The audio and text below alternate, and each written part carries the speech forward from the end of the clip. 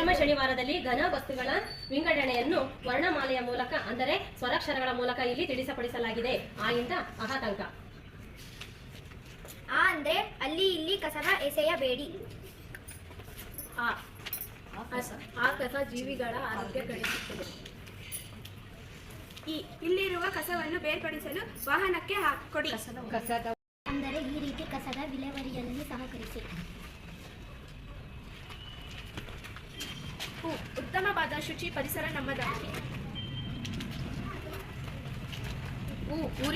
ಊರಿನ ಸೌಂದರ್ಯ ಕಸ ಮುಕ್ತ ಪರಿಸರದಲ್ಲಿದೆ. ಋಣಾತ್ಮಕ ಪರಿಣಾಮ ಬೀರುವ ಪ್ಲಾಸ್ಟಿಕ್ ಬೇಡವೇ ಬೇಡ. ಎಲ್ಲೆಡೆ ಸ್ವಚ್ಛತೆ ಪರಿಸರ ಮೂಡಿಸೋಣ. ಏರುತ್ತಿರುವ ಮಾಲಿನ್ಯ ತಡೆಯಲು ಕಸಕ್ಕೆ ಬೆಂಕಿ ಹಾಕದಿರೋಣ. ಐಶ್ವರ್ಯಕ್ಕಿಂತ ಮಿಂಚು ಸ್ವಚ್ಛತೆ ಮತ್ತು ಆರೋಗ್ಯ ಎಂದು ಅರಿಯಬೇಕು.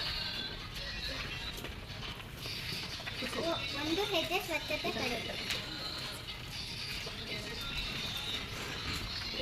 ಓದು ಬರದಷ್ಟೇ ಸ್ವಚ್ಛತೆ ಮುಖ್ಯ.